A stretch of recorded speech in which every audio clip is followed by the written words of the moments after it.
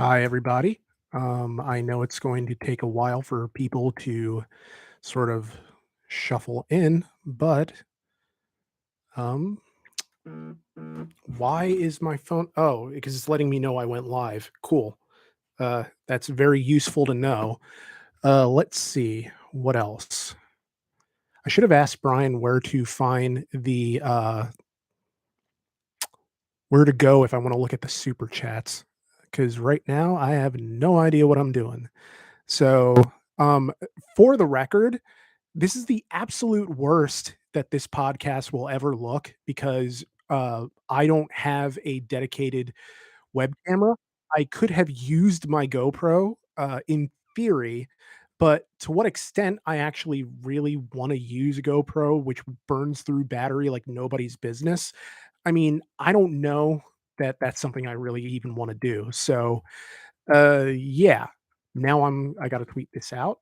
Um, Join me live. I would put an exclamation point, but my one key is broken. I would have to copy paste it like I did for the number one in this podcast title. Just come hang out or something. There we go. Content. So yeah, I kind of have a case of the Wednesday blahs. It's nobody's problem or nobody's fault either, but it is a situation that I essentially have to. Should this be in front? Am I doing this right? I do not know. Um, but yes. All right. So um, yeah, I can't do anything about the light. It's just there. I mean, I suppose I could.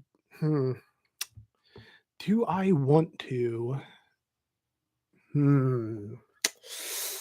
All right. If I were me, how would I handle this? Hmm. 1 second. Oh, actually, no, because I don't want to go knocking shit over. All right. So, welcome to the. There we go. There we go. All right. Better, worse? I cannot tell. Move all of this back. There we go. Okay. Trying for now. Yes, backlight as a future purchase definitely needs to be a thing. If I plan on ever doing this more frequently than not at all. Okay, so how are my audio levels? Let me know. And if they're good, we're good. And if not, well, then I guess I'll go get fucked. But for now, let's just roll with this. So, oh, all right, cool, great. I'm glad. Again, sorry for how primitive this looks. I am doing this on a Toshiba, a very old Toshiba, and so that's kind of all I got going on right now. So, yeah, it's a JVC video camera, basically, in terms of appearance. So, welcome to RCR Podcast number 121, Roman and you. I'm Nick, or the Roman, whichever one.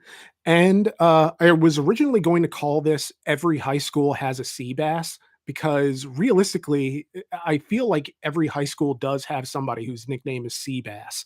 My high school did. A couple of friends' high schools did.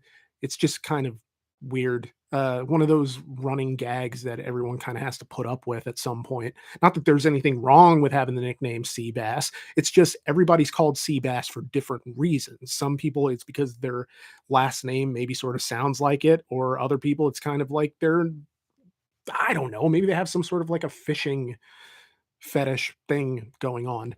In the background are a bunch of Pontiac Hot Wheels that my girlfriend got me.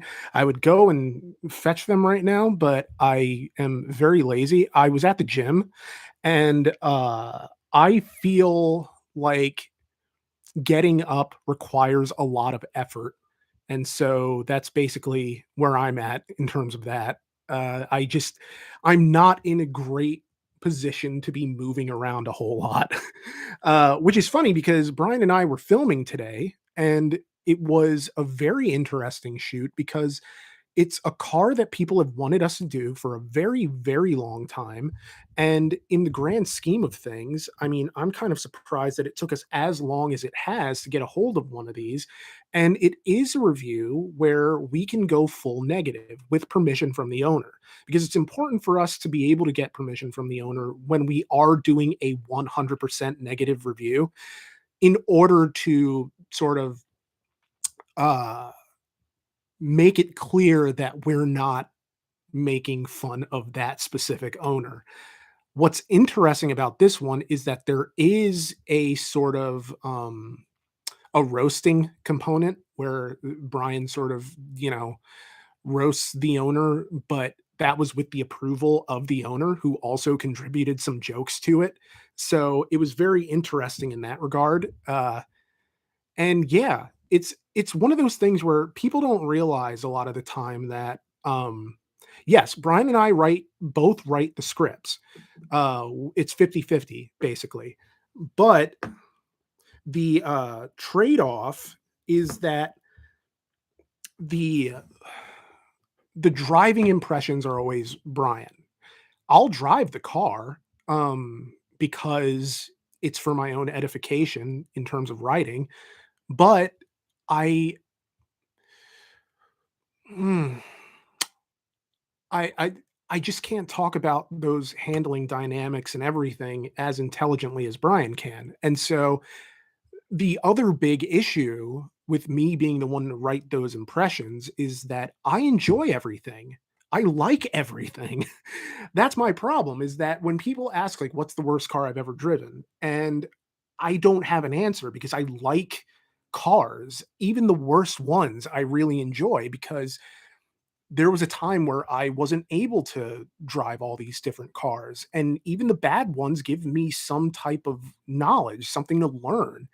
And the thing is that there's no meaningful difference for me between what is a high performance car and what's a really shit car, because for me, it's almost like form and function are intermingled, so that, the high that you get from driving a really good car is the same high that you get from, I don't know, arriving somewhere safe and sound at a destination of wherever you're heading. Like for me, safety is a big deal. And the idea that I could get somewhere um, uh, without necessarily, something that I guess I'm not explaining myself really well, which is also why I don't really talk about the driving impressions. But all right, I have I guess to wrap up that point is that I appreciate cars because they're more to me than how they perform, basically, more or less. But also, there are times at which you have to be honest about what the car is relative to what it does, so that even if I enjoy it at a superficial level, I have to delve deeper in order to explore what its actual utility is. Because, in some sense, that's kind of what we do. We're trying to figure out why these cars matter at all. And you can't do that if you just automatically adopt the approach that everything is good and everything is the same. Sameness accomplishes nothing. Car foolery, $5. Thank you so much for the contribution. I was not actually expecting to get any super chats tonight. But I appreciate it so much. Hey Nick, how is Red Betty? I really appreciate you sticking it out with that car. I feel the same way about my MR2. I wish we got more updates. Um, yeah, I mean, I should update more, but for the most part, there isn't really that much to say. I mean, I take her in for scheduled maintenance and necessary maintenance, and part of that involved most recently this month, maybe a few weeks back. I got uh oh god, now I can't remember. Oh, it had to do with, is brake fluid and, an alignment and other stuff. There was a piece of whoa, my voice is going wonky. Um, a piece of something had fallen down into see, I can't even explain. I should bring up the report, if I have it, but I'm not sure I still do. Ah, report. Is this the most recent one? Check inspection, tire wear check, blah blah blah blah blah. Brake life line and pressing hard, blah blah blah blah blah. Blah blah blah blah blah blah blah blah. That's not the right one. Still looking for the right one. Looking for the right one. Yeah. Doing everything you like. Everybody should.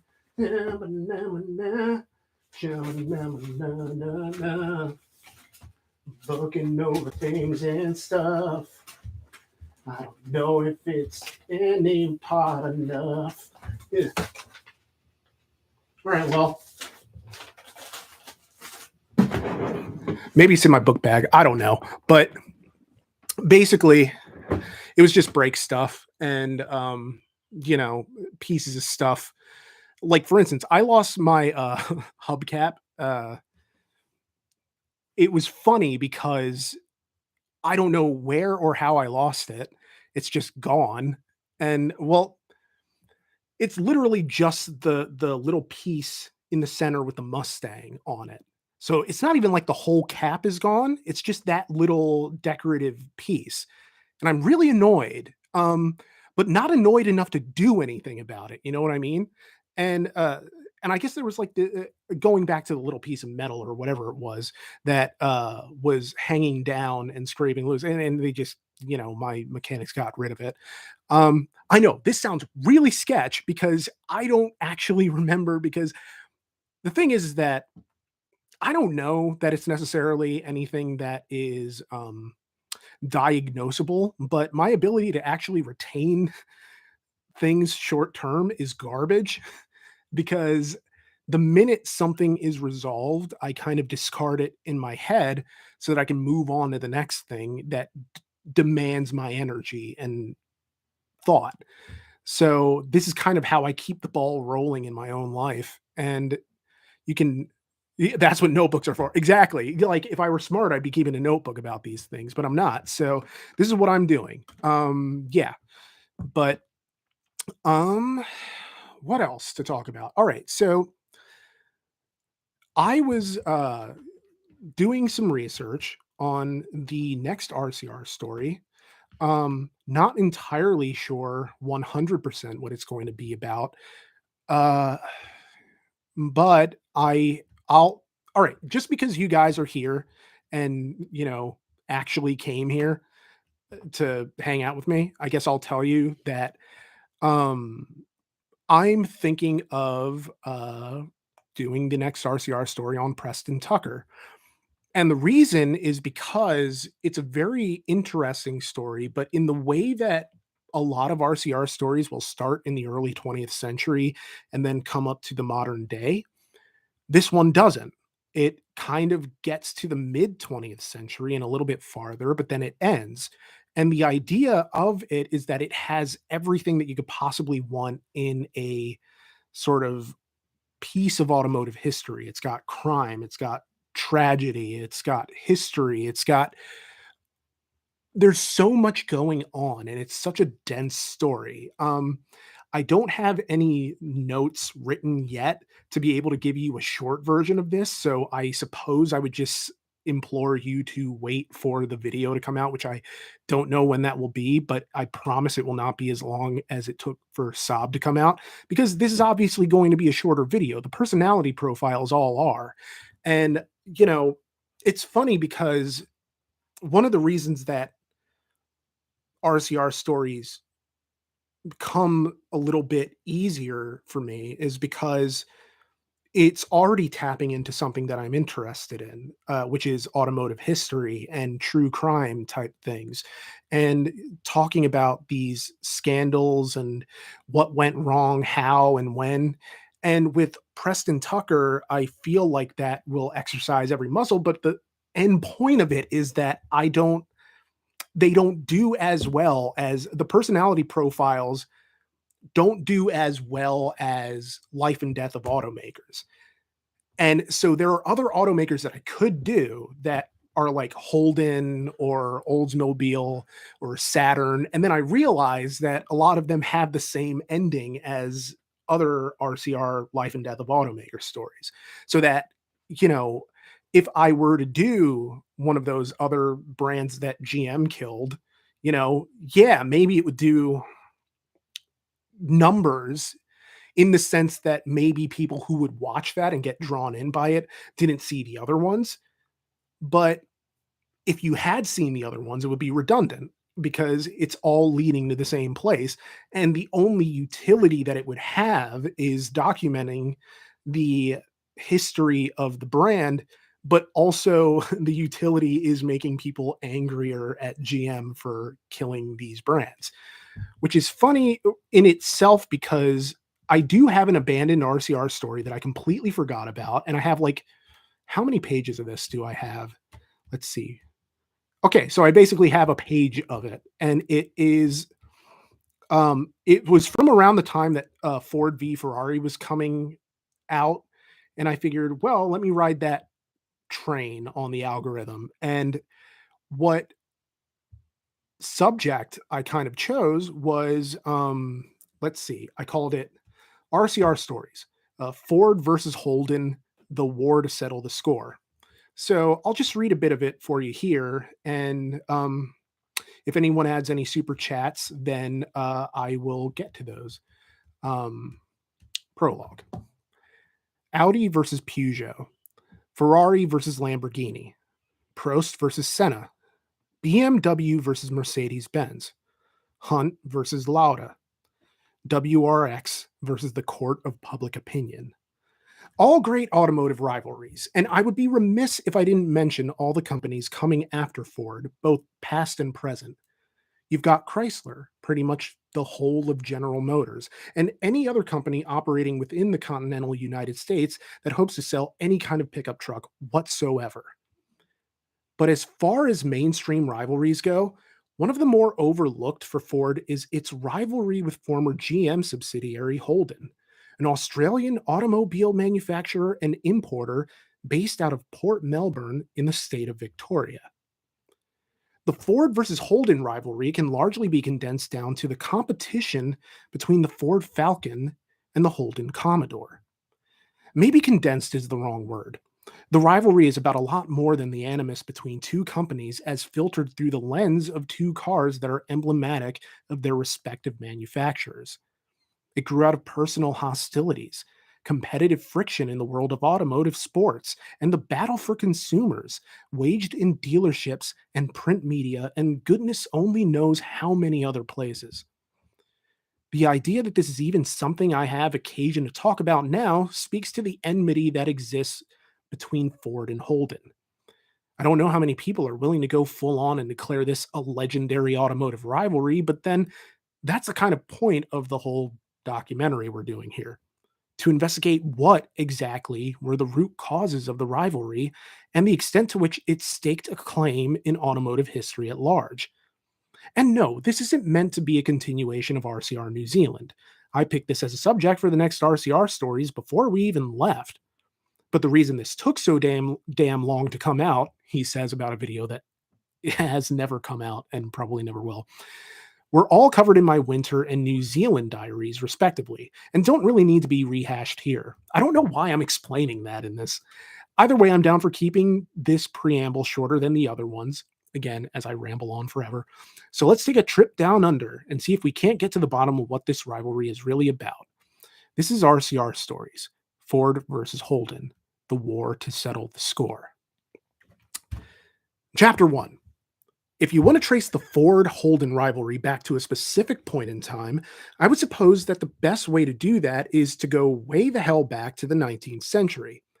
You see, when James Alexander Holden left England and made the move to Adelaide in South Australia, he established J.A. Holden and Company, the primary purpose of which was the manufacture of saddles, along with stirrups, bridles, halters, reins, bits, and harnesses, and all that other good stuff you need to ride a horse.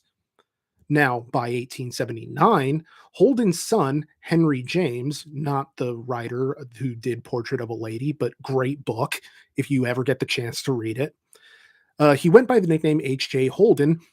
Okay, let me just restart. Now, by 1879, Holden's son, Henry James, or H.J. Holden, had become a partner and took a more active role in managing his father's company, so that 6 short years later, in 1885, he was able to bring in a German born businessman by the name of H.A. Frost into the company. J.A. Holden and Company became Holden and Frost Limited. But it wasn't until Edward Holden, J.A.'s grandson, joined the company in 1905 that attention turned from horse supplies to automobiles. I got to take this off. It's very hot in here. Since Edward could see the writing on the wall in the way his father and grandfather couldn't. Granted, when the company began its move towards automotives, they started out pretty small, focusing largely on repairing upholstery and placing new bodies on older chassis. And oh, here I spelled older, which kind of sounds like could have been a version of older if you're like 7 years old. Uh, so they focused largely on. I'll start the sentence over. Granted, when the company began its move towards automotives, they started off pretty small, focusing largely on repairing upholstery and placing new bodies on older chassis that they produced, that they purchased. This is why RCR stories take so long, besides the stop and start, that they purchased for a steal from FT Hack and Company.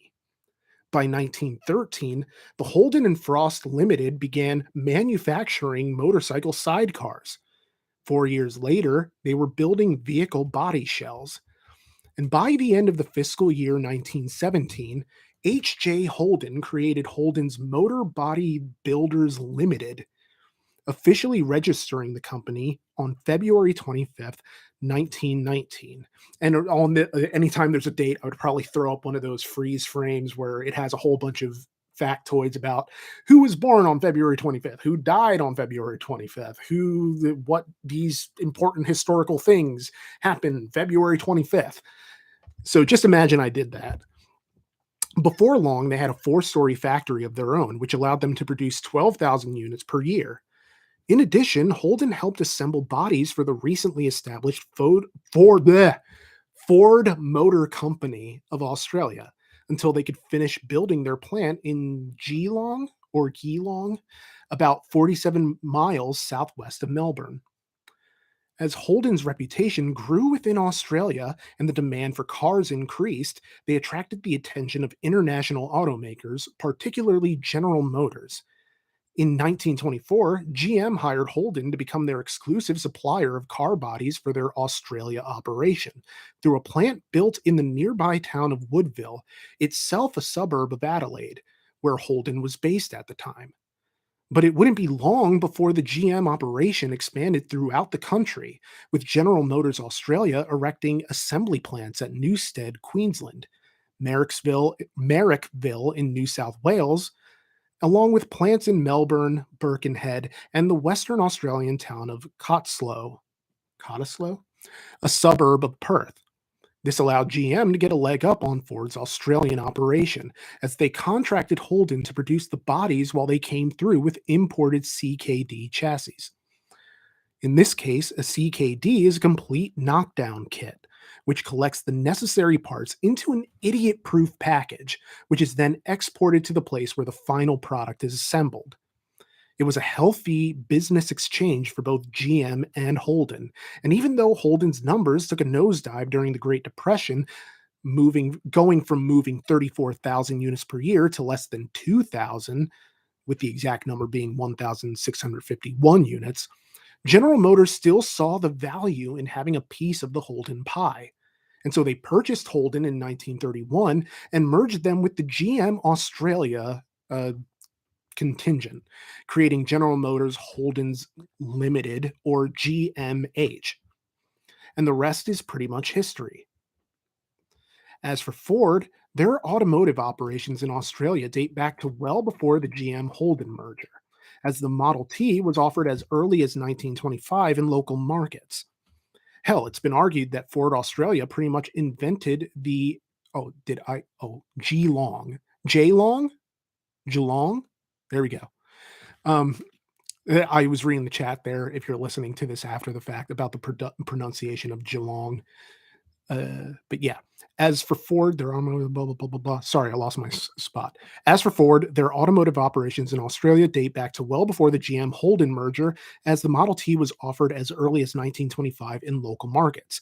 Hell, it's been argued that Ford Australia pretty much invented the coupe utility vehicle in the form of the Model A American Ford closed cab pickup truck, the alleged brainchild of Ford engineer Louis Brandt, or Louis Bant, possibly also Louis Bant. See, I didn't do the pronunciation lookups yet. So, the car was said to be born of the Depression era necessity of getting working vehicles to working men, since banks weren't exactly handing out credit to farmers for regular passenger cars at the time, although banks would compromise by giving credit towards the purchase of a work vehicle. And so the coupe utility provided farmers with a car that helped them get shit done, but also allowed them to drive to the store or to church or to wherever the hell it was that people went in the 1930s when they weren't working, which appeared to be whenever they had the chance. And that's all I wrote. So sorry to kind of blue ball you there. I think I realize now why I didn't finish it, which is to say that it is very meandering, I suppose. It seems like I don't really have a hold on what story I want to tell with it. Like there's no real shape to it. And I would like to think that it would actually take shape over time, but I can't actually guarantee that that would um in any way, you know, change anything. Because I mean there is only so much that I can do. Hang on, sorry. I'm doing the simultaneous, like, reading the chat as I'm doing things. So I see that I have a super chat here, so I gotta get to it. Boris T.S. Karloff, $5. Thank you so much. I love the education lesson last podcast. Please pick up your nearest book and read some of page 34 and educate us about it. Thank you, Roman. All right, so let me check what my nearest book is that I could do something about. Uh, uh, um, East. All right, let me pick from my favorite book of all time, East of Eden by John Steinbeck. It's neck and neck with Sister Carrie. I don't know what we're going to get from page 34. I don't even know what to even say, but it is the start of chapter 4. And so, you know, let's but yeah, let's see. Charles stood at the bar in the village inn, and Charles was laughing delightedly at the funny stories the night-stranded drummers were telling. He got out his tobacco sack with its meager jingle of silver and bought the men a drink to keep them talking. He stood and grinned and rubbed his split knuckles, and when the drummers, accepting his drink, raised their glasses and said, "Here's to you," Charles was delighted. He ordered another drink for his friends, and then he joined them for some kind of deviltry in another place. When Cyrus stumped out into the night, he was filled with a kind of despairing anger at Charles. He looked on the road for his son, and he went to the inn to look for him, but Charles was gone. It is probable that if he had found him that night, he would have killed him, or tried to. The direction of a big act will warp history, but probably all acts do the same in their degree, down to a stone stepped over in the path, or a breath caught at sight of a pretty girl, or a fingernail nicked in the garden soil. Naturally, it was not long before Charles was told that his father was looking for him with a shotgun. He hid out for 2 weeks, and when he finally did return, murder had sunk back to simple anger, and he paid his penalty in overwork and a false theatrical humility. Adam lay 4 days in bed, so stiff and aching that he could not move without a groan. On the 3rd day, his father gave evidence of his power with the military. He did it as a poultice to his own pride and also as a kind of prize for Adam. Into the house, into Adam's bedroom, came a captain of cavalry and two sergeants in dress uniform of blue. In the dooryard, their horses were held by two privates. Lying in his bed, Adam was enlisted in the army as a private in the cavalry. He signed the Articles of War and took the oath while his father and Alice looked on, and his father's eyes glistened with tears. After the soldiers had gone, his father sat with him a long time. I put you in the cavalry for a reason, he said. Barrack life is not a good life for long, but the cavalry has work to do. I made sure of that. You'll like going for the Indian country. There's action coming. I can't tell you how I know. There's fighting on the way. Yes, sir, Adam said. And so, okay, basically, it's there's nothing to talk about because it's so dense that page 34, like, yes, it's the start of a chapter, but it's not the same as like reading Leaves of Grass because you need all sorts of other context. So what I would say is that with East of Eden, this part that we got to, we were learning about Adam, whose last name is currently escaping me entirely because I have not read this in a very long time. But basically, he's had an issue his entire life with being sort of he's just kind of the typical Jobian sort of character, you know. It's a very biblical book because it is sort of a Cain and Abel-esque story in multiple generations, so that, you know, you have these brothers in the early offing where, you know, Adam and I believe his brother's Charles. How am I farting on?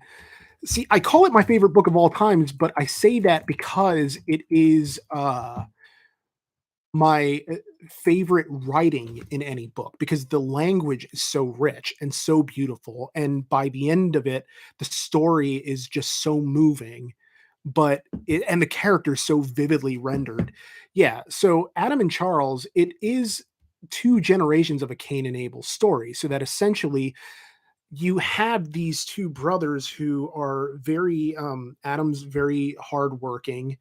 And I mean, they both are, but in their own separate ways. So that I guess you have, you know, favored nations on one end and you have the overlooked child on the other, but you also have this issue of Adam getting this wife who is very much she's trouble. She's big time trouble. And she ends up, you know, spoilers, but she ends up sleeping with Charles and, you know, ending up sort of revealing her horrible nature. And yet Adam ends up raising the children as his own, and it creates a second Cain and Abel story between Cal and Aaron, again, CNA names. And, you know, they have to come to a reckoning about who their mother is, about their relationship with their father, and this lingering sort of resentment. I really should reread this. I really, really should, just for my own edification. Here, let me go with something far more relevant to us. It's Saab, We Did It by Gunnar Ljungström and his Pioneers. And for that one, let's go to page 34 and see what we got there. When the development for the Saab 9-2 moved from Linköping to Trollhättan in 1947, several of the previous mentioned key members in the Ljungström group also followed the project to Trollhättan to build up the tooling, engineering, and testing departments. The group included a bunch of people whose names I can't pronounce and don't want to try out of fear of disrespecting everybody. However, body engineering manager Erik Storkers returned to Linköping at the end of 1949. Unfortunately, the colleague, along with two other Saab employees, died in a drowning accident when fishing in October 1948. Ljungström chose the much younger Rolf Melde to take over the activities after this tragedy. The oldest telephone directory for Saab Trollhättan available to me is a handwritten copy from 1954. From the writing on the first page, it could actually be older. I've been given this copy of Dick Olson for my use. Okay, that wasn't very illuminating either. So I'm not entirely sure what's happening here. I just know it went a whole lot smoother last week when Brian was reading Walt Whitman. But I swear I am going to get this right, even if it kills me and even if it results in people abandoning this stream in record numbers, because damn it, I am set on this. So let me see. I'm going to get some road and track in here. Don't Let Me Down, page 34. So let's see. That is page 42. Work with me. Work with me. And it's just a random issue. A decade on from his renegade speed record, Adam Tang has left Afro Duck behind. It's Escape from New York by Aaron Brown. No pun intended. It's been almost a decade since Afro Duck became an overnight sensation in car circles. It all started with a 2006 BMW Z4, some reckless driving on the streets of New York City, and a YouTube video. On August 26, 2013, Adam Tang, known by the pseudonym Afro Duck, lapped the perimeter of Manhattan in 24 minutes, 7 seconds, breaking the previous record that renegade enthusiasts had set a couple years earlier. News outlets circulated his video of the run, which caught the attention of local authorities, including the New York Police Department's then Commissioner Ray Kelly. About a week after the video was posted, New York PD Highway Patrol detectives had Tang in cuffs. A year and some months following his lap, Afro Duck was convicted of reckless endangerment and reckless driving and sentenced to a year in jail. Only thing is, Tang was already long gone, having escaped to his home country of Canada. For some reason, the prosecutor thought I couldn't walk away. I was like, said Adam Tang. I was like, well, fuck it. I'm out. That was the end of it. The Z4 was back in Afro Duck's possession. New York authorities had impounded it for 3 months, and he simply took off. The border crossing was trouble-free, even without Tang's Canadian passport, which he had turned over as a condition of bail. To get home, he just needed his birth certificate and driver's license. As much as I'd love to play it out like a James Bond special, it was really just get in my car, drive north to the border, he says. Tang claims he was subjected to malicious prosecution at the hands of the Manhattan District Attorney's Office, and, quote, once I started talking to the authorities, it became very evident to me that no matter how nice of a guy you are, they're out for blood. They want to make an example of you, Tang says. That's just how New York City works. Afro Duck says he left his criminal past behind in New York. For good. Though Tang still has his Z4, he describes himself as old now. He mostly drives a Toyota 4Runner. Hey, big ups. To navigate through life in Calgary. However, his old rap has not left him alone entirely. Tang says that following his escape, a Canadian police officer paid him a visit. I have a feeling that New York called them, he says. I just talked with the guy. He's like, you know, you have a warrant down in the States, and it's our duty to tell you you've got to get that taken care of. But we're not going to do anything about it. The police attention didn't faze Tang. It's not like I'm some Bernie Madoff and people are going to chase me to the end of the world, he says. Legally, realistically, it's a misdemeanor. It doesn't mean shit. The Manhattan DA's office declined to comment for this story. The end. So yeah, a little bit more relevant, I suppose. I had not heard of Adam Tang before then. Hey, Tony Airlines. Hey, Trent Falkenrath. So wild to see like a profile created over some random character that I made up. That's great. Have I read the John Updike Rabbit book series? I have not. And it's funny because I know that it's all about my hometown mostly, or around about that time frame or that area. I do know that they had a James Caan movie was made out of one of the books. I think there is a copy in our public library, but even then, I'm not entirely sure that there are any other surviving copies. So, which is kind of strange, you know. But what are you gonna do? What are you gonna do? Um, let's see. RCR Podcast now transmitting from the International Space Station. Yeah, I mean, this is basically like space station potato quality, VHS style.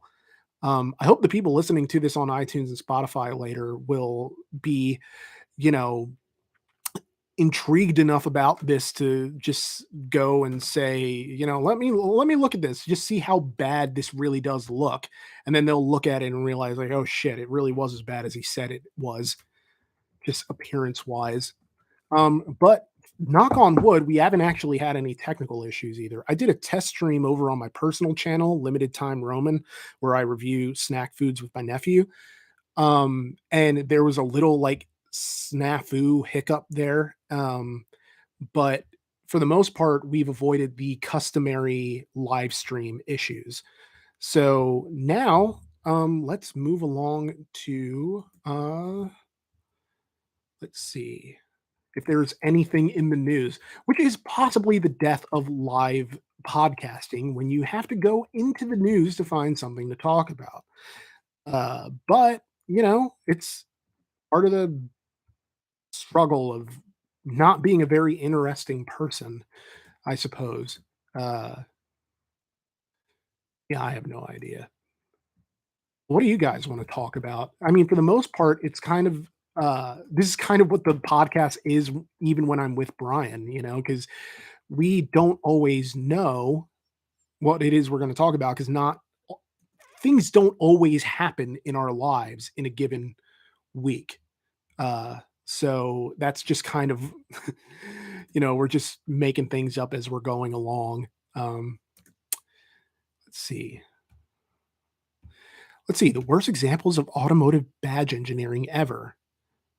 See, I'm looking at this Jalopnik article about it and realizing that, you know, badge engineering is one of those things that gets overlooked a lot, even though I feel like it's always been omnipresent in the auto industry. Like I feel like every brand's done it at some point. Um, yeah, I don't really know. Well, here, let me do this. Let me look at other things that I was thinking about making videos of, and then kind of abandoned. Okay, so here's one that I was definitely looking at making a video about, and you guys can kind of tell me what you think about it. Obviously, it's secrets between friends of the 50 people who are watching this right now. And if you think it's something that I could still do, let me know. But okay, basically, um, I was thinking of doing a series more or less called RCR Investigates, where it's sort of like a true crime podcast mixed, but all automotive themed. And then I realized half the things I wanted to do stories about were already done on a show called Auto/Biography. Um, of course, they don't own those stories. I could still do them and do them in my own way. But and I will get to those questions like Noodles down there and Dr. Claw 77 and Lancer Gallant. Just remind me. But but I would want to be able to do them in my own particular and singular way so that it's not something that it's not that I'm feeling like I'm aping another content creator because I want to do things in my own way. But one of the stories that I was thinking of doing, which I don't think many people have done, well, actually, that's not true. There are a lot of videos about it. But I haven't seen many long form videos about it. Like most of the ones that I see are like sub 15 minutes. And this one would be less about the thing that happened and more about the aftermath. So, if you've ever heard about it, there was a tragic thing that happened, a fatal car crash that took the life of a family in a Lexus ES350. Um, it's the Sailor family tragedy, and it's this this horrible story about this family who they were on their way to there are conflicting reports of what they were actually on their way to go do, but it was a Friday night and they were going off to either the daughter's soccer practice or to go see a college soccer match. Like, it was something soccer related. But the long and short of it is that as they were driving, the father, because it's a father, wife, brother-in-law, and the daughter of the family who's like 13, and he hits on the accelerator and it doesn't stop. um it doesn't stop accelerating, basically.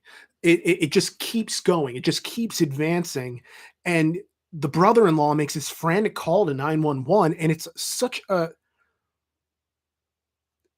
lot of times in true crime there will be 911 calls that make your blood run cold. And then other times there will be calls that are so panicked that it almost sounds normal, which is not to say in any way that it's right, or that it's anything less than horrifying, but just that the amount of terror, basically, the voice doesn't carry the amount of terror that you would think um, would be felt in that moment. But that these people were just in the worst point of their lives, because I'm sorry, I'm rambling. I know that I'm doing that. I mostly ramble because I start talking before I've actually formulated what I want to say, and so I have to um I got to organize my thoughts, and I don't want there to be any dead air. So let me just talk straight. They are accelerating. The brother-in-law calls 911, says, "Hey, this is the road we're on. We're about to crash." And or not even that we're about to crash. It's just we can't slow down and we don't know why. And basically the father, on some hero shit, makes sure to steer the car away from other vehicles, and he basically saves the lives of other motorists. But unfortunately and tragically, the car does crash, and unfortunately the family does lose their lives. And there's a lot of sort of hemming and hawing back and forth about what exactly caused this. And the leading theory that I saw was that, basically this car had the wrong floor mats installed, right? And that by having the wrong floor mats, somehow that this created this weird anomaly that resulted in uncontrollable acceleration without being able to brake or stop or anything like that. I have not done all my research yet. I had only started writing it before thinking better of it and coming back and being like, well, is this something I really need to talk about? Like, do we not have enough tragedy on the timeline? Like, can't I just find something else to talk about? Because I thought about it for a minute of, like, if I were to actually make this video, would I include the 911 call? And thinking about it, like, the answer is no. Because I wouldn't want to be salacious in that way. And by the same token, it just feels disrespectful to me. Like, even though you can look up YouTube videos, like CNN's report on it includes the call. Other true crime people, they include the call. But it just feels like in their last moments, I wouldn't want, like, if it were my family, like, I wouldn't want it to be that way. And I understand that's the paradox of true crime, is that we're getting entertainment or some form of entertainment out of the lowest point in somebody's life. Um, I wish I could actually explain more about this story, but as it stands now, what I told you is about all I know. Because after I started researching a little more about it, I thought, well, I'm not the right person to tell this story. And actually talking about it now, I feel like I'm not the right person to tell this story. Um, especially because the family itself, the way that I would tell it, by necessity, the family would become less centralized in the story and almost become an afterthought, and I wouldn't wanna do that. Um, because really what would it be about is the subsequent lawsuit against Toyota, Lexus, whatever. Because the weird thing about it is that this was a fault that, it's debatable. Well, I don't even know if it is debatable whether or not this was something that would have been caught ahead of time, but, um, the floor mat stuck underneath the accelerator pedal. So, um, it went over 100 miles per hour, went through an intersection at a dead end road, swiped another car, crashed through a fence, jumped over a dirt berm, and landed into a riverbed below. This is the report by Autoblog. And it was basically that people are trying to figure out whether it was Toyota's fault or if it was the dealership's fault, right? And I want to say there was some sort of judgment against Toyota. Actually, let me look that up right here. Um, hmm. All right, I can't find any of that right now just because I shouldn't be doing the double duty while I'm trying to anchor this podcast down. But I mean, hopefully you guys have enough to be able to go look that up on your own. Man, that's such a cop out. I'm telling you to look it up on your own. I'm sorry. I probably shouldn't have like brought this up at all, but what was most tragic about this was that the car was a loaner car. It wasn't even their car. So I don't know. It's just I don't know. That's just a crummy story all around. Um, but yeah. So the things I want to answer. All right. So, thank you for the car foolery about my 100% Nick written reviews. I don't do them often, but when I do, I'm glad I did, I guess. So I'm glad you enjoyed them. How is your Dr. Claw 77 asks, how is your mom liking the Explorer? She's still enjoying it as far as I know. She doesn't the best compliment that I could possibly give about it, or the best update that I could possibly give about it, is that she doesn't mention anything about it. So the idea being that it's not really troubling her at all. Knock on wood. So far so good. Lancer Gallant asks, have you ever watched Drive to Survive? It's a docuseries made by Netflix in Formula One. I haven't watched it. I've heard a lot about it. And in fact, I've heard that it is in some way responsible for the resurgent popularity of Formula One. Now, I don't know how true the adjective resurgent is when placed in front of Formula One, because in my mind, I thought it was always been popular. But I think because of the Netflix show, it's starting to catch on a bit with like casual people who don't really normally watch Formula One. So yeah, I don't know. Maybe I should start watching it at some point. I just don't have as much time as I like. It's just a lot going on in the world of Roman with work and holidays coming up. Blah blah blah blah blah blah. Um, Noodles. Oh, but thank you for the question. Noodles. Do you have all of your RCR song lyrics available anywhere? No, I do not. The only song lyrics I have available is if you go to the RCR Bandcamp page. Every release of mine that's on there has the lyrics on the respective song page. But as far as like the weekly parodies, which I mean, I haven't done them in a while. This past week's video or Monday's video has been the exception. But for the most part, it's like, I just it's very time consuming to do the songs, even though you wouldn't think it would be. But for me, it is. And so that's why I don't do them as often anymore. And I'm reserving them for sort of special occasions. What else? Second question. Who do you feel replaced Saab as the new over-engineered brand? Part of me kind of wants to say Kia, but they don't have that sort of inventiveness that Saab had. What reminds me of Saab is that underdog mentality, right? Because Kia is never going to, in my mind, Kia is never going to be like top dog or even like mid dog. They're just always going to be below the mainstream in that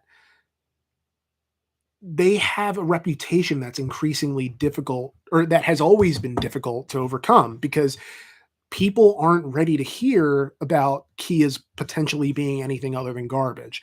Um, and now, see, I don't know how right or wrong that is. I've owned a Kia. I owned a Kia Rio. I didn't mind it. It was fine. It had no power steering. It was from 2008. Didn't have power steering. Um, Anything wrong with that car was my fault. I can't even blame the car. It's not even a build quality thing. It's I got it for $1,200 and I burned out the clutch in a year. So what am I really going to say about it? Um, I know Brian, he seems to be enjoying his Kia Niro. I know we'll review it at some point and then we'll talk more in depth about it. But for now, that's kind of where I'm at. Hmm, I don't know. Uh, let's see. Car Foolery, $5. You have always been positive throughout your time with RCR. It feels like since 2020, Brian hates doing RCR like it's purely just a paycheck. Well, I mean, I can't answer that for him, but I know that he's grateful to be doing it because he's told me as much, because the alternative is like, I know what the alternative is. It's like just the standard 9 to 5, and all respect in the world to everybody who does those standard 9 to 5s, because, it's something that is something that I don't know that I have the strength to do, which is kind of a weird thing to say. I'm not saying like if RCR went away tomorrow that I would just sit around and not have a job. It's that I would try and find something. I don't even know what I'd do. And that's the thing. I mean, I would figure it out as I go along, the same way that like I figured things out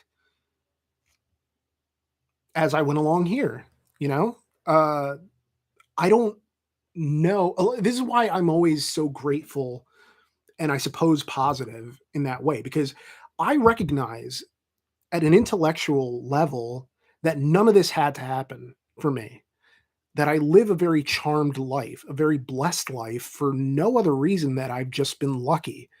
And yes, I did work hard once I got lucky, but I still needed to get lucky.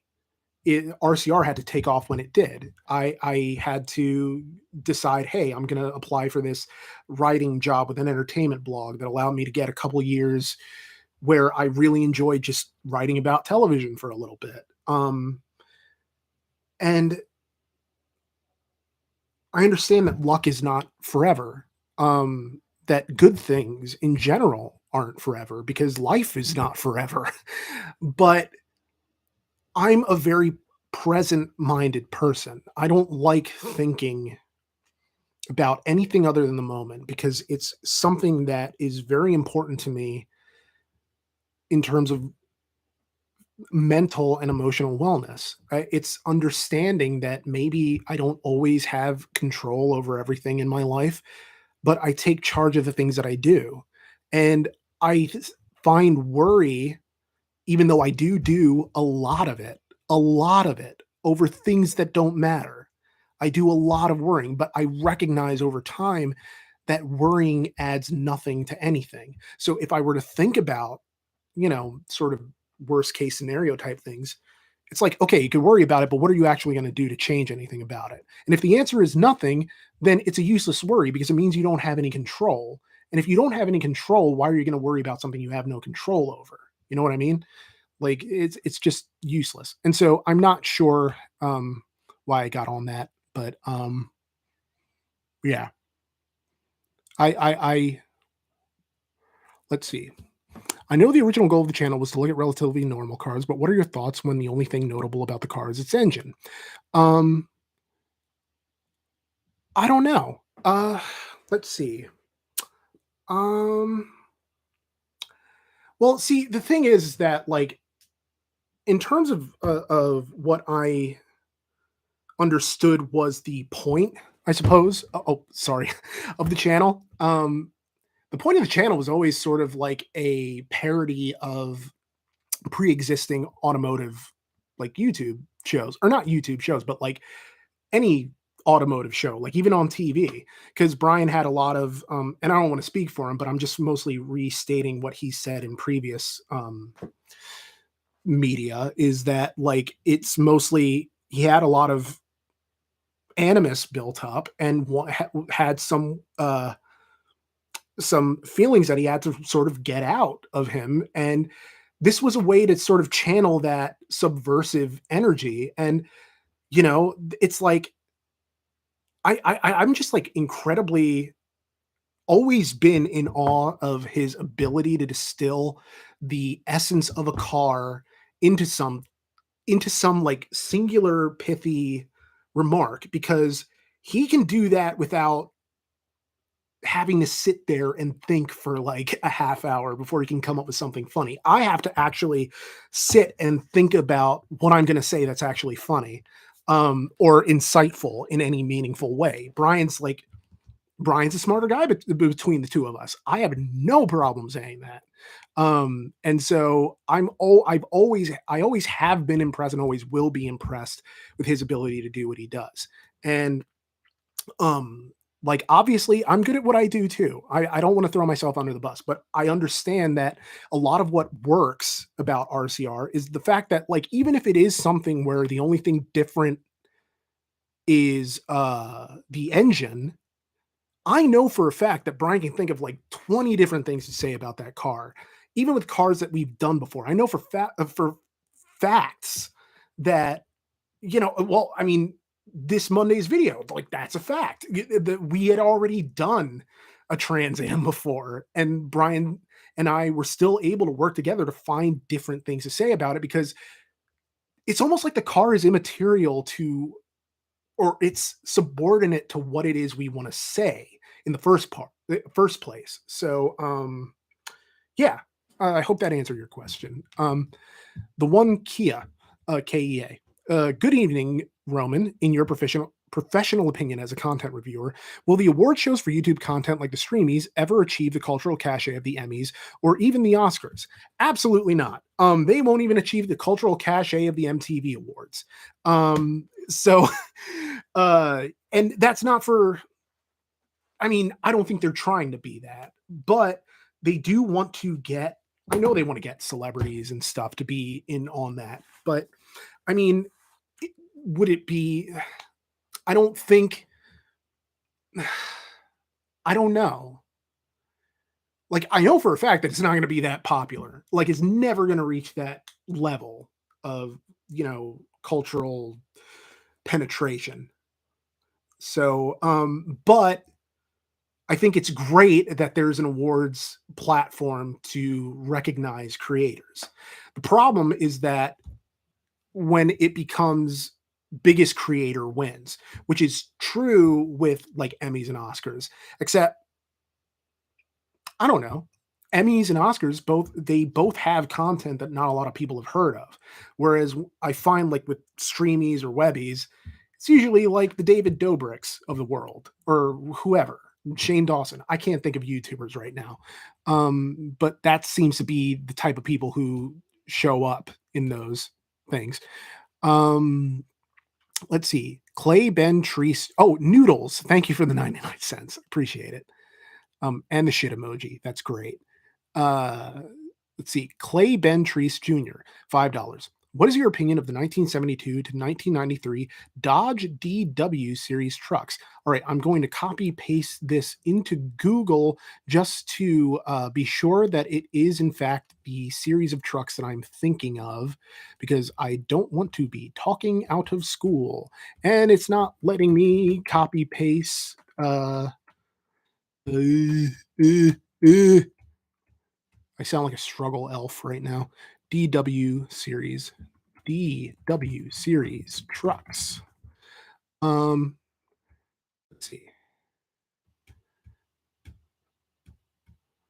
Yeah, they are the ones I'm thinking of. I was thinking, are these like the Final Fantasy VII looking trucks? And yeah, they are. They look like the trucks that you have to get into escape the Shinra building. Which by ends up answering Spin Faster's question, which is what are your favorite childhood video games? Final Fantasy VII is the answer for that for all time. Basically, I would be a completely different person without that game. Possibly a more adult person. Who knows?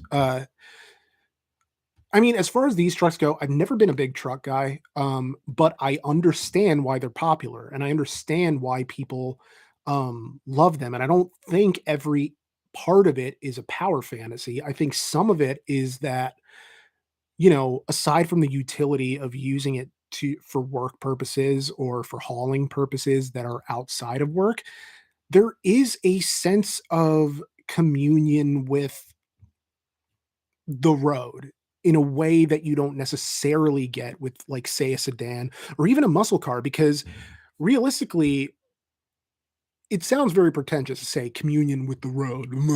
But what I really mean by it is that a pickup truck almost encourages you to be engaged with the surrounding area. It's like when I drive, I'm very much focused on the road. Um, Knock on wood that doesn't come back to bite me. But I'm not actually engaged with, like, the feeling of being on the road. You know what I mean? Like, if that makes any sense, am I making sense? It's that, like, I don't feel necessarily like, oh, the sun on my face and, oh, the long stretch of beautiful open road. I'm usually just trying to get somewhere, and maybe that's sad, but it's the truth. But in a pickup truck, it's kind of like there's just this spatial awareness, even though you're in this huge thing that almost encourages you not to have spatial awareness. But I don't know, maybe I'm giving pickup trucks way too much credit, but I've always had that kind of respect for them, all things considered. But that doesn't mean that I would necessarily want to own one, although I understand why people like them and why people specifically like these models of trucks, because they do seem a bit like more personal, if that makes any sense. Like, not that they were necessarily small trucks or anything like that, because there were some that had some pretty long beds, but that it just feels like more of a daily driver, if that makes any sense. So I hope I'm explaining myself well. I have every expectation that I'm really not, but yeah. Um, Thank you for the question. $5. What's the story of how you and Brian met? So, oh, hi, Spencer. Um, so yeah, mm, Brian and I met in grad school, in Kutztown University, Pennsylvania. And it was a thing where, like, I had just started grad school. I don't recall if Brian had just started too or if he had already been there, but basically it was in a middle English class that we were taking. And he was basically the only person there that I felt comfortable talking to, because he's one of the only, there was one other guy named, like, either Gary or Greg who I felt comfortable talking to, but for the most part it was just them and Brian, because that's like, I don't know how to I pick up on other people's energy. So I don't feel like I'm going to be the one who necessarily becomes the life of the party the minute I get there. It's that I pick up vibes from other people and adjust based on that. Um and so I guess, like, Brian was someone who I felt like was the closest to me, like the type of person that I could talk to. And so we became friends. Like, we went out drinking. He came to one of my open mics. I rode on the back of his moped, I think. No, I don't think it was a moped. Sorry, my brain is just farting right now. But he was the cool guy on the motorcycle in grad school. And so, yeah, I thought he was really cool. Looked up to him like an older brother, still kind of do, because he's very much like, someone who is, I guess, in terms of being an adult, he's way better at it than I am. So yeah, that's more or less the story. And then Brian went to go teach in Alaska for 5 months, and when he came back, he's one of the first calls he made, more or less, was to me about wanting to go get coffee. And when we were going there, we would write about, or not write about, we would rip on like cars that were driving by. And before long, he had this radio show at Kutztown University about cars. And so he's like, "Hey, you want to be on it?" And so I would come on and be a guest every now and then. And I'd bring like a copy of the Auto Trader, and we'd rip on cars that were in the Auto Trader. And then before long, once he started doing RCR and felt like he wanted to do it more than it's just a hobby, he asked me if I wanted to write with him. And this was just like immediately after the Miata video. And so I was like, "Yeah, I'm happy to do it. That sounds like fun." And so, I mean, the first video that I wrote for RCR, or co-wrote for RCR rather, was the Dodge Avenger, which, RIP in peace. And that's something where, yeah, that's kind of the story. Yeah, he's just so fucking smart, that dude. But yeah, that's the RCR story. Boy, it would be nice if you folks came back to Toronto. I'm still kicking my backside for when you guys came down for that car show. Car show. Yeah. I miss Toronto. It's a nice place, a very lovely place, and we were felt so welcome. I wish, in some regard, that we could do car shows again. I understand why we can't. Aside from the Rona concerns, which, I mean, they're still there. Is that they're taxing on Brian in a way that they aren't on me, because, and I don't mean this to disparage myself, but people don't care about me as much as they care about Brian, which is to say that if we go to a car show, like, if we're not even the ones organizing it, we're just saying like, "Hey, we're going to be at this car show, blah, blah, blah, blah, blah." And, this is your chance to like come say hi, whatever. People are going to follow Brian around. They're not going to follow me around. Like, people will say hi to me. They might, come say, "Hey, shake my hand," or selfie, which I love doing, sign things, whatever. But for Brian, it's like, they're going to follow him around a lot. And I know that it takes a lot. Brian wants everyone to have a good experience meeting him. And so that results in him needing to be on a lot. And he's talked about this in past podcasts too, about just the toll it takes to be on. I mean, because Mr. Regular in some ways is a character. Well, I mean, not in some ways, but it is a character that he plays, and a lot of people are expecting Mr. Regular when, Brian's a guy worth having around too, and I know intellectually a lot of people are like, "You don't have to be Mr. Regular. Like, we accept Brian. We just want to like come see you, come hang out with you." But it's one thing to like be able to say that, and another thing to know it intellectually. You know what I mean? Thank you for the question. I know you love cars, but you don't seem to like power, speed, performance. Could you expand on what it is about cars that you like, even as a kid? So, um, here's the thing. Um, I like cars because they represent freedom, because I didn't have a lot of that growing up, which is to say, it wasn't because of how I was raised. I had the most wonderful childhood, the most wonderful family. If anything, I treated them like shit because I was a very angry teenager, and it was because I hated myself and viewed myself as this just enormous loser, and took that out on my family because they couldn't leave. Like, it's like you have it drilled in your head, like your family has to love you.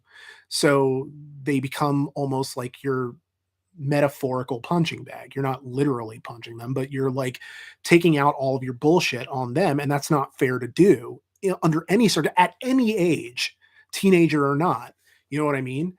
But I was just a very angry person, and I couldn't afford a car, and I didn't have a car. And so I was on medication for anxiety, and I was on such a high dosage that, I could not legally drive. And so it was a thing that I thought like, well, maybe I'll never get to drive. And, through therapy, through hard work, through sort of introspection, and the willingness to move past the limitations of my anxiety, the limitations of my own self-loathing, that I was able to sort of attain this normalcy, this baseline where I felt like things are possible for me now. I feel like I have mobility.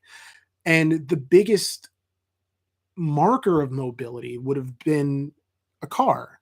It would have been that mark of freedom, which I didn't feel like I had, which I didn't feel like I deserved, because I was limiting myself.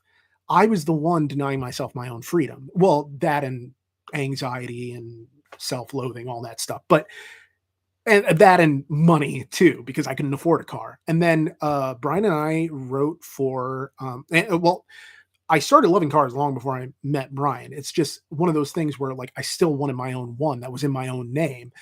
What I loved about them was that freedom. What I loved about them was the appearance. And also, what I loved about them was the fact that it is a substitution for the home in creating that warm feeling. The feeling that you get when you're at home happens in a car, but also you're heading somewhere. You're not stationary. You're taking home with you. It is the feeling of a safe space that follows you, that you can take with you. Um, and that for everybody, that space is different, that no two cars are exactly the same after they become inhabited by someone. And that's what I love about them, because they represent different aspects of who we are, and they can represent and reflect those aspects back at us, so that so much of our personality is put into our car, but also so much of our hopes and needs are in a car, because we need them to take us to where we need to go. But also, and it probably is a very pretentious point to make, but also there is a feeling of wholeness that a car creates in a person when you feel like your life is sort of normalizing, like when I'm without my car, when Betty's in the shop, I don't feel whole. Like, it's weird. I miss my car. And, once I get her back, I'm like, okay, this is good. This is good. Got it back. I can go places again. I can do things again. It's just like, I don't have to rely on other people for rides. And if I had to, like, okay, fine, whatever. But it's wanting to maintain a level of freedom, of safety, of oneness, if that makes any sense. So it doesn't matter to me how fast the car goes. It doesn't matter to me um how great the handling is, as long as the car is safe and as long as it advances. I like it. Now there are degrees to which I will like something, obviously, but I don't know that I could bring myself to truly hate a car. There aren't many things that I truly hate anyway. I mean, okay, I hate it when people say Reese's Pieces, because it's like, what made you think? Like, I don't care if that's how Meemaw pronounced it. You sound ridiculous. And I say that with love, knowing that there are probably people watching this who say Reese's Pieces and had grandmothers who said Reese's Pieces. Sorry, it's just me being dumb. Don't listen to me. Don't take anything I say seriously. I'm being dumb.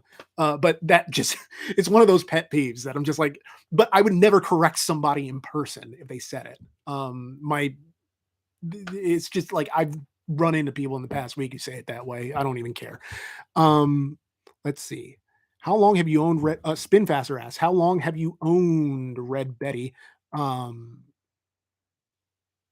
Hypothetically, what kind of car would you be looking at if you had to replace it? I love the new Edge Stangs. I drove one for years. I have not thought that far ahead, and I really should. Brian sent me an impressive list of options that are affordable, eminently so. But I really should look into it more, because I don't really know how much longer Red Betty has. I almost feel like, you know,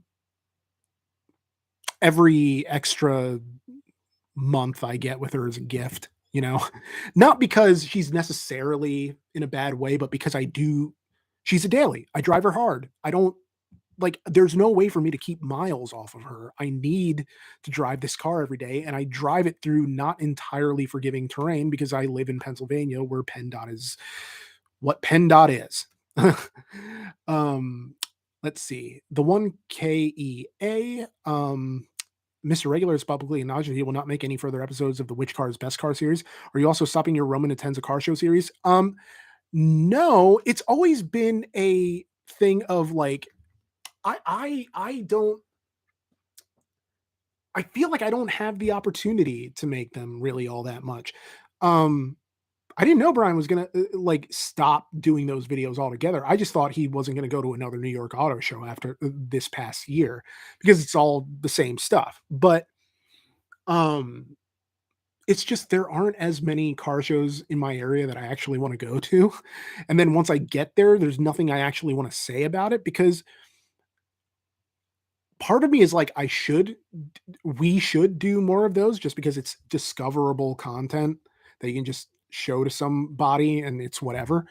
But also we're at the end of car show season. So, I mean, barring us just going to a parking lot, and also it's like a different thing where it's harder to be clandestine about doing it so that maybe when we're trying to be discreet, it doesn't really come across that well. um, Knife Techs 4.99. I just wanted to drop a line and say how much I enjoy the channel for both of y'all's contributions, your AMC video being amongst my favorites. Well, thank you so much for the kind words. Yeah, it was a blast to do the RCR stories and to have them be received as well as they have been.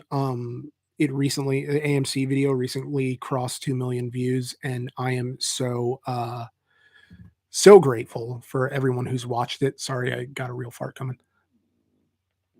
There we go. Good. Safety. But yeah, it's something that I just want to keep doing them until the wheels fall off.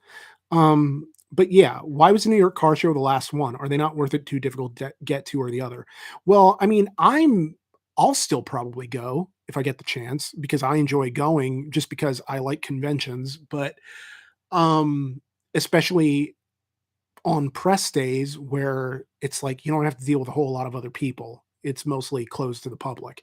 But yeah, the it had nothing to do with that. It was just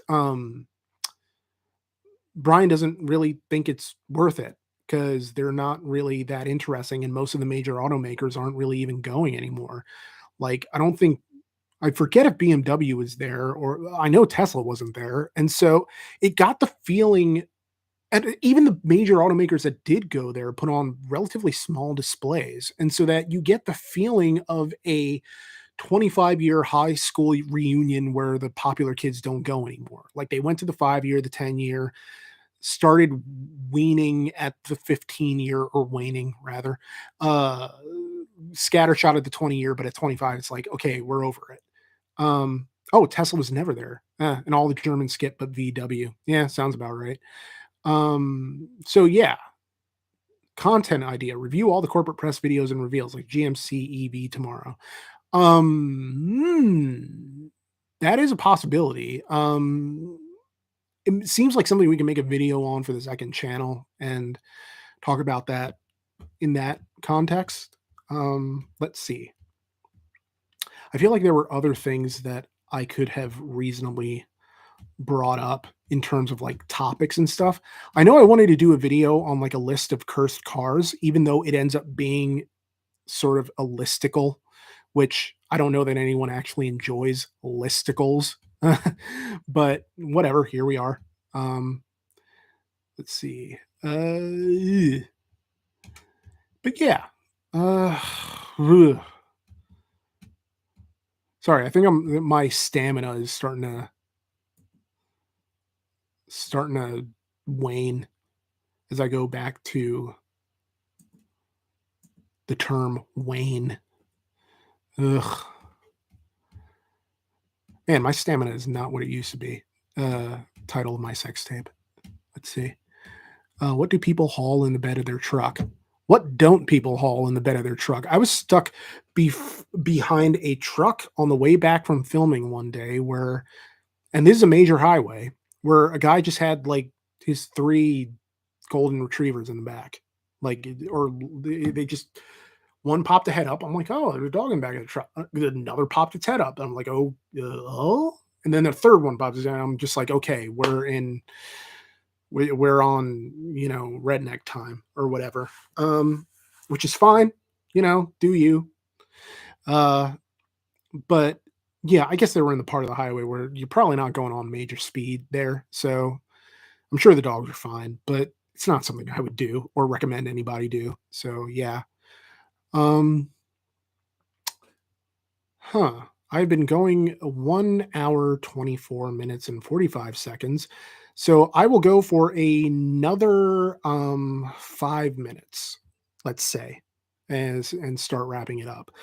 Because I have to use the bathroom and I don't want to leave dead air. So let's see. The 1KEA. The RCR stories are stupendous. Thank you. Will you ever sell physical media copies of the RCR story audio? Nope. Just going to put it up for free on iTunes and Spotify. So you can go and check them out there. Everyone's up there, every episode. I mean, you'll have to search for it, but you know, eh. Baz. So how are you enjoying Andor? Haven't started watching it yet. Actually waiting for it to finish airing, and waiting for maybe like the holidays when I might have a lot more vegging around time. Lancer Gallant. Nick, how would you do a car project if when you have to replace Red Betty? No. I live in an apartment building, and so I don't really have well, not really. I don't period have garage space. And Brian's is a two-car garage, so it's already filled. And so I wouldn't impose that burden on anyone of just like, hey, can I store my project car at your place? When will it be done? I don't know. Um, but also because I have no idea how to work on cars. I am functionally inadequate in that realm. I changed my alternator once, and that was with help from a better car guy than me. The guy whose C8 Corvette we did, James, great guy. And even that, like the easiest thing in the world was still hard. Like, I'm just not a car mechanic type person. But yeah. A CD set of the RCR stories would be fun to add to my CD collection. Um, wow, I never thought about it that way. I mean, maybe if I could like remaster the audio in some way or make it sound crisper and cleaner so that not every single episode has such wildly varying audio quality. But also, the problem with putting it on a CD is that some of those RCR stories are like over 2 hours. And so, one RCR story will just be one CD. Oh, you said CD set, not as in one CD. So it would be like multiple CDs. Yeah, I know what you mean. Um, yeah. When you guys are searching submissions for Jake H asks, when you guys are searching submissions for cars to review, what causes you to expand the radius for further and further cars? Understandably, most are PA, but you seem to pull from New Jersey and New York often also. Thank you for the question. And strangely enough, we did a car from New Jersey today. But it's proximity, but also it is interest, right? So that if it's something A that we can't get here, B that someone is allowing us to go full negative on, C that we I don't know, like if it's something super extraordinary rare, we will travel for it, I would imagine. But the problem is that then it has to become a trip and something that we have to do more logistics for in order to make that trip profitable. So that if we're say flying to LA or something, or not LA, but because that's too far. Hmm. Like if we were to go to, here's an example, like for Georgia, when we went to go for do it with Dan. Yes, we reviewed the Pontiac Le Mans there, but we also did other stuff. We did, the go-karting stuff. We did, it's just a way to make the trip produce as much for us as it possibly can. And so to travel, it has to be something rare, or something that we can't get here in good enough condition and want to make a video about it, because something that's avoided Pennsylvania roads and all the rust and all the craziness and all that, and the weather, you know. If you could hotbox any car, what would it be? Hmm, that's a good question. I'm sorry, I would need time to think about that. Maybe next podcast I can answer that. Sorry to cop out. My brain is leaving me. Uh, I have that. Let's see. Oh, it's Matto saying I have that tool buying addiction. Well, worse addictions to have. Jake H. Oh, I meant more. When do you call folks to drive to you versus just pull from local options? Well, I mean, we always give people the option of driving to us, but it's also a thing where a lot of the submissions, like if we get a submission from Arizona, and it's something really interesting, we're not going to tell them to drive to us. That's just we wouldn't make someone drive that far. But yeah, Nomad Ben. Hey Roman, I hope everything is going well. Everything's going great. So yeah, I'm happy. Life is good.